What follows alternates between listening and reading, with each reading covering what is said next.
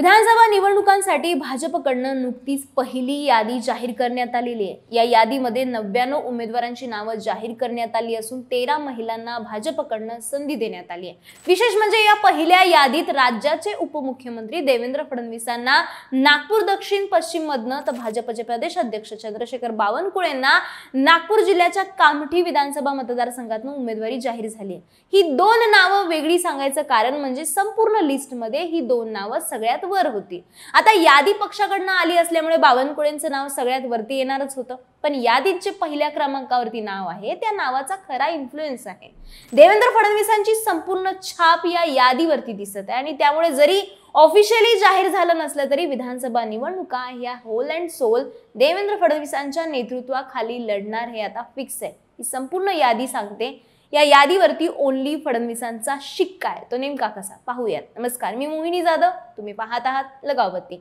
तर सध्या 99 जागा जाहीर करत भाजपने राज्यात उमेदवार जाहीर करण्यामध्ये आघाडी घेतली। भाजपच्या या यादीवरनं अनेक क्रिया प्रतिक्रिया देखील आल्यात। यातलीच एक महत्त्वाची प्रतिक्रिया किंवा ऑब्झर्वेशन म्हणजे या संपूर्ण यादीवरती असलेली फडणवीसांची छाप दिसते। गेल्या काही वर्षात देवेंद्र फडणवीसांचं महत्त्व कमी केलं जात असल्याचा आरोप करण्यात येत होता। त्या संदर्भात वेगवेगळ्या बातम्या येत होत्या।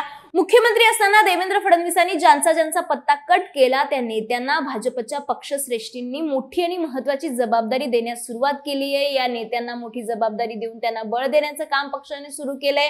फडणवीसांना या मोठा झटका असल्याचं नरेटिव्ह सेट केलं गेलं। विनोद तावडेंना केंद्रात मोठी जबाबदारी देण्यात आली। चंद्रशेखर बावनकुळेंना प्रदेशाध्यक्ष पद देण्यात आलं। पंकजा मुंडेंना लोकसभेच्या तिकिटापाठोपाठ राज्यसभेची खासदारकी मिळाली। एकनाथ खडसेंच्या भाजप प्रवेशाचा घाट घालण्यात आला। अशी उदाहरणं देऊन देवेंद्र फडणवीसांचा शब्द आता शेवटचा शब्द राहिला नाही असं नरेटिव्ह देखील सेट केलं जात होतं। लोकसभा जागा वाटपामध्ये बरीचशी नावं ही केंद्राने फायनल केली होती अशा बातम्याही आल्या होत्या। अशा वेळी विधानसभा निवडणुकीत फडणवीसांची भूमिका कशी राहणार यावरती संपूर्ण महाराष्ट्राचं लक्ष होतं। मात्र विधानसभेमध्ये फडणवीसांनी मात्र आपलं नाणं खणखणीत वाजवलं।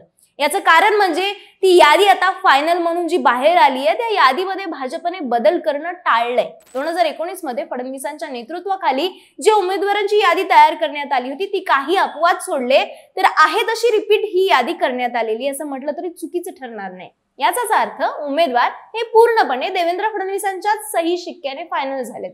कोणी केंद्रातून तर कोणी राज्यातून नावं सुचवतील। महाराष्ट्र भाजप अनेक जुन्या नेत्यांची तिकीट कापणार अशी अफवा देखील पसरवण्यात आली होती। मात्र यादी फायनल करण्याचं काम फडणवीसांकडे असल्यामुळे फडणवीसांनी आपल्या जुन्याच माणसावर विश्वास टाकल्याचं या यादीवरनं दिसून येतं। उमेदवार फायनल करण्याच्या प्रक्रियेत फडणवीसांचा शब्द शेवटचा आहे हे दाखवणारा दुसरा पुरावा म्हणजे भाजप इच्छुकांनी सागर बंगल्यावरती केलेली गर्दी। 99 उमेदवारांची पहिली यादी पाहून भाजपच्या काही नेत्यांचा जीव भांड्यात पडला तर यादीत नाव नसलेल्या नेत्यांची धाकधूक वाढली।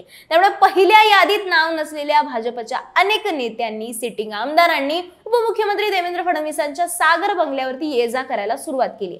यामध्ये पुण्यातील खडकवासला मतदारसंघाचे विद्यमान आमदार भीमराव तापकीर यांचा समावेश आहे। मावळचे आमदार सुनील शेळके यांच्या विरोधात भाजपचे इच्छुक बाळा भेगडे हे देखील उपमुख्यमंत्री देवेंद्र फडणवीसांच्या भेटीला पोहोचले होते। अंधेरी पूर्व विधानसभा मतदारसंघाच्या पोटनिवडणुकीत शेवटच्या क्षणी पक्षाध्यक्षामुळे माघार घ्यायला लागलेले मुरजी पटेल हे देखील अलीकडेच फडणवीसांना भेटण्यासाठी सागर बंगल्यावरती दाखल झाले होते। वर्सोवा मतदारसंघ वेट अँड वॉचमध्ये ठेवण्यात आलेल्या वर्सोवाच्या आमदार भारती लवेकर देवेंद्र फडणवीसांच्या भेटीला पोहोचल्या होत्या।